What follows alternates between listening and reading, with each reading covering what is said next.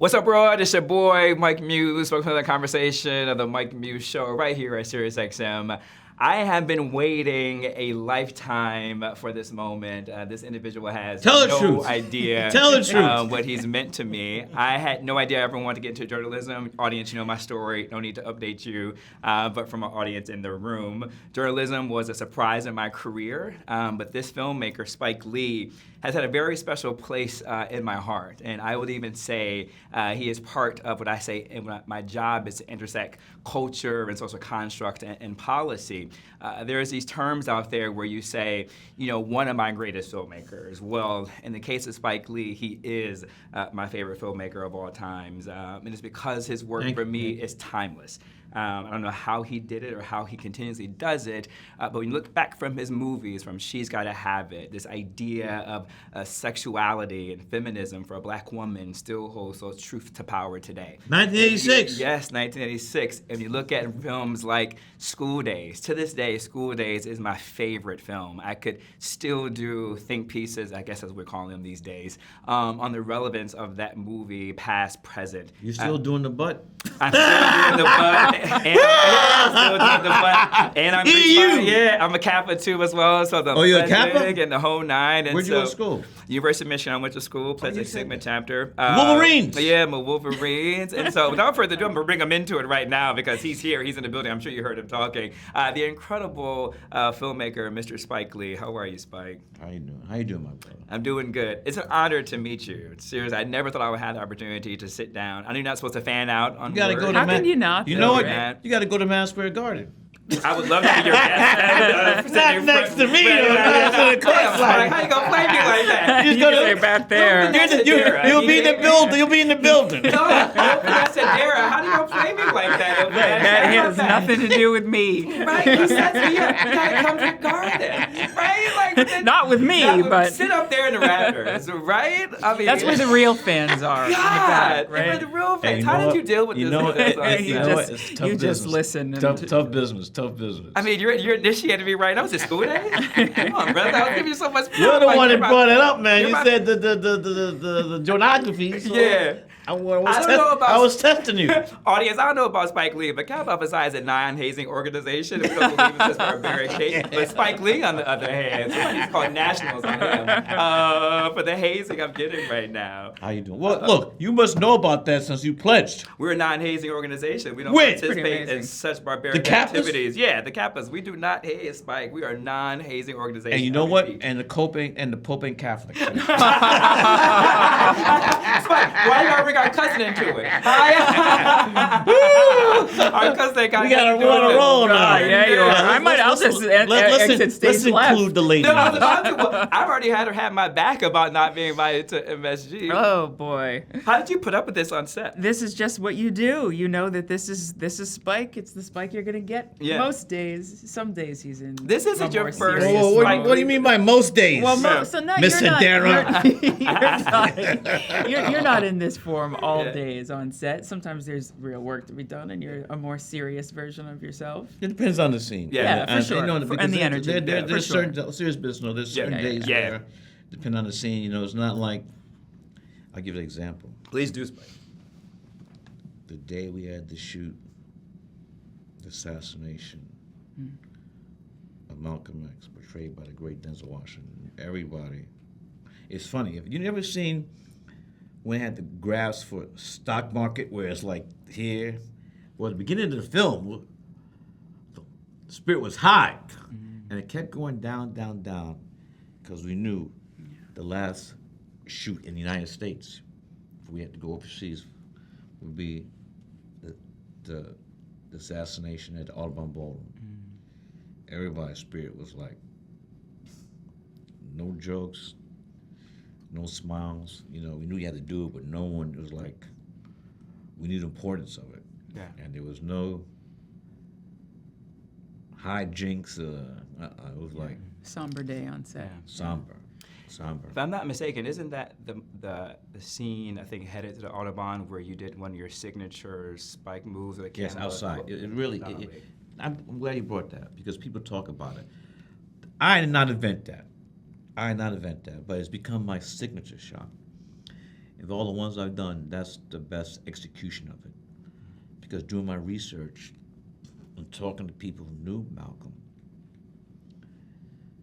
they said he knew he was going to his assassination when he went to All Ballroom that Sunday. And so, how am I going to convey that? What I've been told doing the research before we shoot. And it came right. There's two things. There's a double dolly shot, and if Sam Cooke's Change is gonna come. I remember it was playing. That makes it for me Yeah. my best execution. Yeah. I mean, also, I'm not trying to make a pun. That just came to me. I'm sorry. Where the energy went. But I don't want people to like, No. Malcolm, like. But I had to go to Chicago to speak to Farrakhan before we did that film. But that was the best use of the double dolly shot. doesn't that speak to the power of music and cinema, though, right? It does. I mean, the two when in sync. It's like a wine pairing, right? When you drink wine by itself, it's great. When you have a great meal, it's great. But when you pair exactly the right meal with the right wine, You know what? It's transformative, the meal that Sir. you have, the pairing. I like Italian red. Barolo. I don't need to have a meal.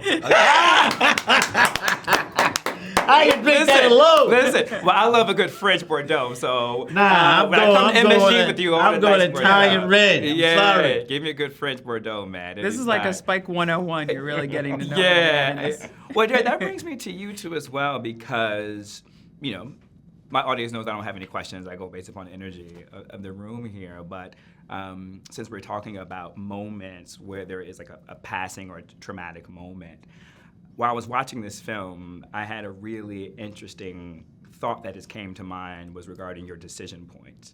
And not to give anything away, but there was a moment of, let's say, of tragedy.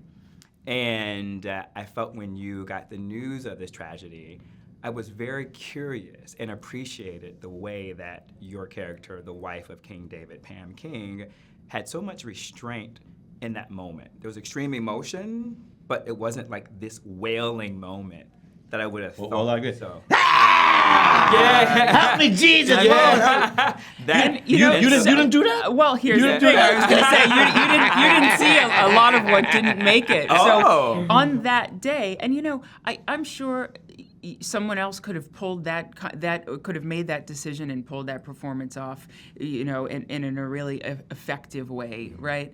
But you're also considering the kind of the shock, right? You wouldn't just start. There's disbelief there. Yes, he's gotten this phone call. How do we know that it's legit? How do we know that it's real? So we had a lot of. How do we know it's not a prank phone call? So there was a lot of talk on that day, if you remember, about like the process. Why are we believing that this person who's just called David King and said this? Are we immediately believing this? Yeah. Are we maybe skeptical, but also treating it like, okay, we've got to take it seriously because our son's life is in jeopardy, right? But there, after what you saw and what made it to the film, Spike said, we'll keep the cameras rolling. So we were all just kind of improvising and carrying on, and so there ended up being some of that kind of high octane, kind of, maternal cry for what has potentially been yanked from her. But I'm glad that didn't end up in the film.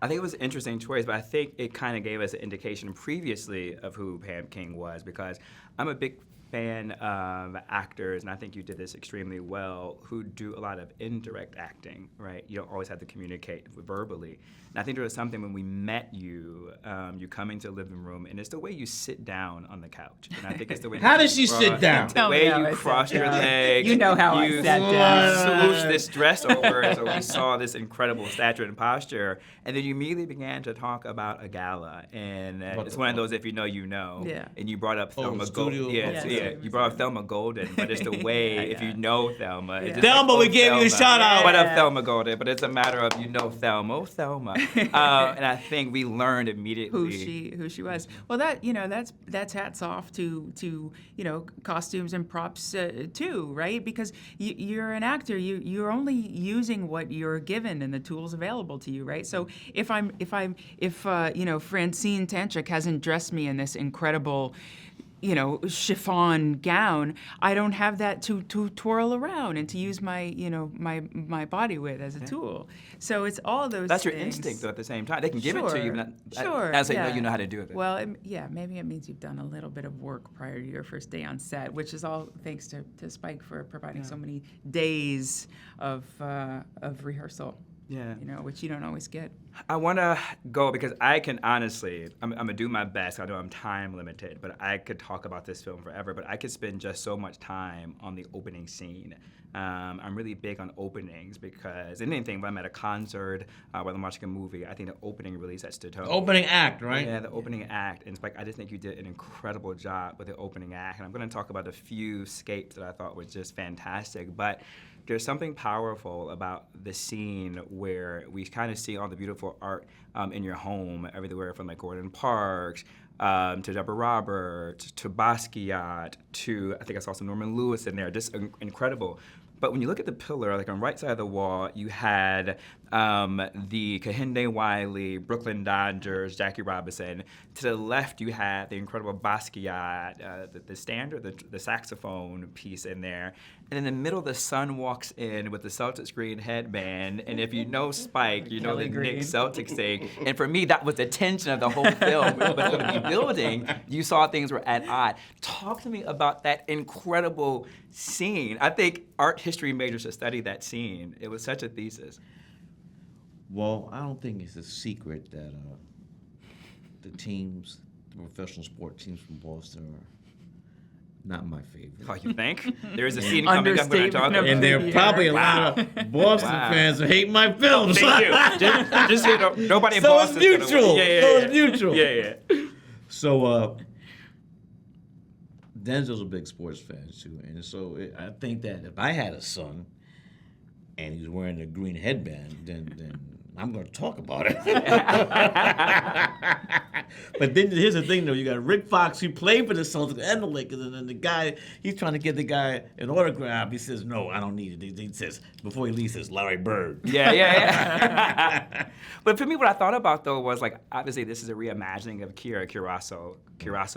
Kurosawa, thank you. Kurosawa's film about tension and moral belief. And I thought it was a playful way to bring in tension into the film and into the scene. Well, I think that the original film is tense, and so, like you said earlier, this is not a remake; it's a reinterpretation. So, and doing interviews on this film, I really tried to not forget to say that we're like jazz musicians who are playing standard hits. I mean, my great friend, you got Miles Davis. When he played My Funny Valentine, that's not how that song was sung. If you go to Coltrane, but my favorite things, that's not Julie Andrews. Mm-hmm. Not saying what she did was great. Roger Hannestein. So it's a reinterpretation, and I knew when I accepted this role, I knew that would be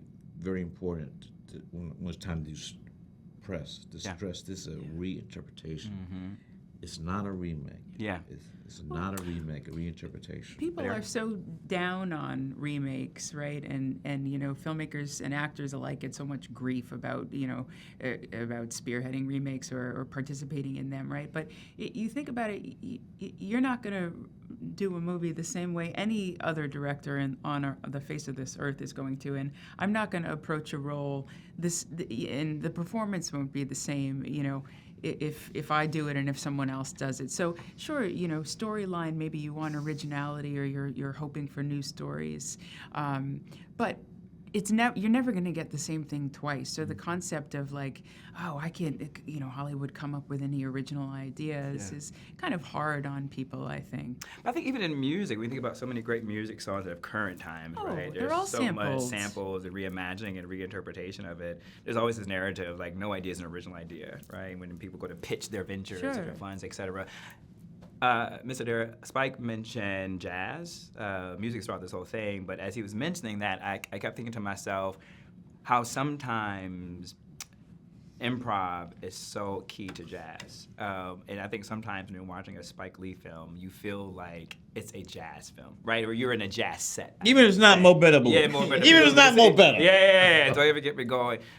Talk to me about, like, on set, like, the improvisational aspect of working on a Spike Lee film that occurs. Because I feel like jazz at its constitution. Yeah, that's well seen, you know, and I think people ask me a lot in these rooms about nervousness and how it felt to work with Denzel, and, you know, there's less about whether or not I'm nervous working with you because we work together so much, so you don't make me nervous anymore, really, but my first audition for Spike, I was a ball of nerves, maybe more nervous than I've ever been in my entire life.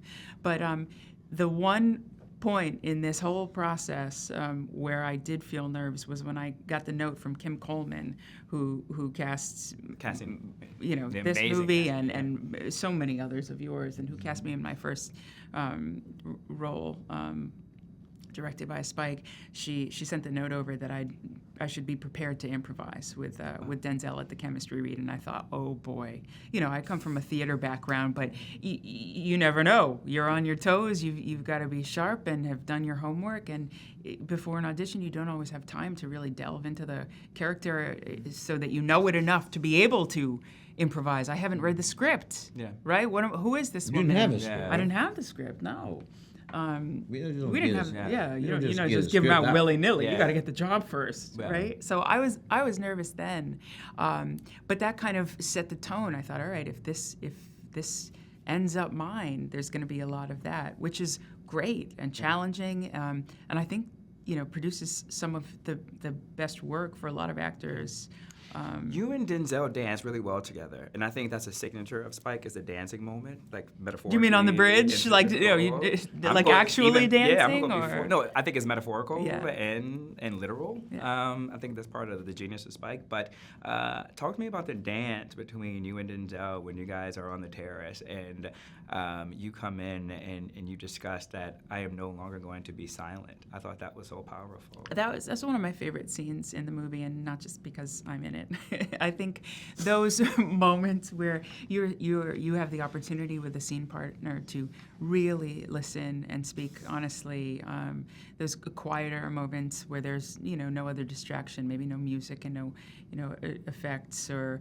And you'd have to be yelling and screaming either. Yeah, and you can just speak to one another. I think we shot that early on, and it was so nice to be able to play in that. You know, you're coming out of a serious scene where he's told her that he's just, you know, basically gambled everything, you know, that they've, you know, Bet the house. bet the house. Oh my goodness! Without my consent, without my knowledge, this is a huge decision to make. Well, husbands got to tell their Well, wives. yeah, I think so. Yeah, If you're doing it like that, don't call me your confidant if you're not going to Yeah. check in with me on, Yeah, you know, I've been known on by things 30 like years. that. For sure. I mean, That ain't new. I mean, damn. this is not a unilateral decision here. Yeah. So It's not? no, Yeah. not in my world. Yeah. Not in my house. I know. Yeah. I'm Right? just, I know you're. Tanya, I'm being just, yeah. all right. Yeah, We'll talk about He's it. on his worst behavior. Boy. Tanya, Lewisley, I got you. Don't worry. I'm gonna bring you up. Oh yeah, you're Yeah, besties. yeah. But no, to go from that scene to be able to take a more like kind of, you know, honest and lighthearted approach, you know, I think no one wanted on this movie for Pam to like be like this drill sergeant here, a nag of a wife that's not the woman she is, and that's certainly not how I wanted to portray her. So to be able to go out on the balcony there and, you know, have a conversation as you know, partners and husband and wife, but as friends was really important. And yeah. It was, How much of Pam is in you? In terms of that, in terms of partnership. Because I've yet to find my Tanya Lewisley. Yeah. Like, it made me want to find my Tanya Lewisley in terms of what partnership looks like. I mean, I think that in my life, whether it be in romantic relationships or platonic ones, so, you know, personal or on the business side, like I consider myself a fair person. You know, I have, you know, I understand. I think I'm an understanding person, and I think Pam definitely, you know, has those qualities in her. We talked about dancing a lot, but this is a great way for me to talk about the music. The music is incredible. I think the music Spike, you do such an amazing job of not making it to be too literal. You do a good job for it to be expressive and almost kinetic energy to move things along. I think there's some songs that the audience will watch where it is kind of dead on. But the song for me that I've been sticking in my head, like been dying to ask you, is why this song? Is a song where King David or Denzel is in a conversation and he's realized he's giving a timeline of 2 weeks to complete a task. And then afterwards you play. It was a song. You end up playing the song "Love Is a Message."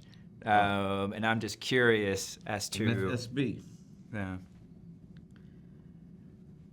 I love music. You know, I'm the son of a great musician, composer, Bill Lee, who did the scores for my early films, She's Gonna Have It, School Days, Do the Right Thing, and Mo Better Blues. So I understood at a very young age the power of music. And here's the thing, though. Music is more than just going to the Billboard and seeing what the top songs are and putting them in. You know, I don't do that. I'm not going to put a song in the film unless I feel that it helps tell a story, helps tell a story about what's happening, what happened in the past, or also what might be happening in the future. So I'm very, very, very careful about the songs. I mean, when Denzel goes on this thing, his character, you know, we got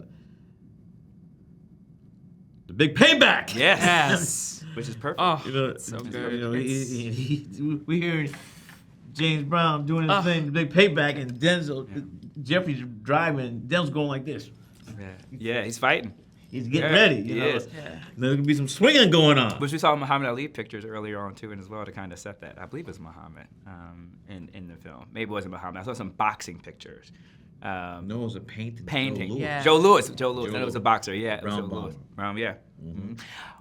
I want to talk about religion in this. I kept feeling like there were so many religious sentiments and metaphors in this, all the way from King David, all the way to a certain address that had the 333, the Trinity, right? Talk to me about the religious undertones that are, and overtones that are in this. Well, I would say, to answer your question, my brother, I'm more of a spiritual person than religious. Big difference. Yeah, absolutely it is. And when you deal with morality, this film's about morality. It's easy to get that in there without hitting somebody over the head with the hammer. And the thing that I'm looking forward to is talking to just regular audience members when they've seen the film, because I think the way we constructed this, when you're in the audience, you'll be asking yourself, would you make the choice if this thing hit you? What choice would you make? What would you sacrifice in your life? Are you going to pay the money for someone you're not even related to, or not? And I think that's for me, that's engagement. Yeah. When you're thinking about, are you going to make the choices that the characters are making in the film you're seeing? So almost a spiritual dynamic is to ask the question based upon our spiritual dynamic or whatever our moral fabric constitution is what would you do through the prism of your own spiritual constitution or lack thereof? It's from the source material, from the original great film which was from a novel by American novelist, writer, Ed McMahon. So, and that's something that was throughout many of Akira Kurosawa's films, morality. Yeah. And that's interesting to me. I feel like you could look at it from like a philosophical lens even more than spiritual. The two, you know, it's like is one life worth more than another, right? Is the child of Jeffrey Wright's character? What's his character's name? Why can't I remember it? That's so terrible of me. Is his son's life worth any less because he's not the heir to this throne, right? So you could look at it, religious or not, through a philosophical And that's, as I said before, that's something that was in many of Kurosawa's films. Yeah. The morality. And I mean, how many times do you leave a movie theater and just like talk about if you're going to have dessert at home, or like, you know, what you have to do tomorrow, completely forgetting the 2 hours you've just spent in a theater, right? I mean, so often, I think for me more often than not, I leave a theater and don't really have anything to discuss. And sometimes that's not the purpose, right? Sometimes it's just pure entertainment and you want to like lose yourself and have some fun. And if you're lucky, you get both. You get Denzel and the big payback, and you get to have a conversation about what you would do. Mr. I couldn't think of a better way to end this conversation right there about the questions of self. For me, I left this movie from a philosophical and some spiritual. It went that deep on you, my brother? Yeah, from a spiritual place. And I questioned my own self, because Spike had me asking myself throughout the entire time, what would I do? There was moments it was a yes, there was moments there was no, right? And there was moments like I felt guilty for not wanting to say yes. Yeah. And so I think that's the beauty of art. Yeah, you get to know yourself a little bit, right? And also, when art's done well. Yeah. Also, Denzel's line of dialogue was on the poster. Yeah. All money ain't good money. It's not. All money ain't good money. Yeah. Well, with that, folks, That's it. I mean, I just wanted to say thank you so much, and scene audience. They're incredible cast and filmmakers of this incredible When's the film come out? It's coming out, Spike. August 15th. No, August 15th. This Friday. And When so is next time, this running? This week. Until next time, folks. When's this running? Peace.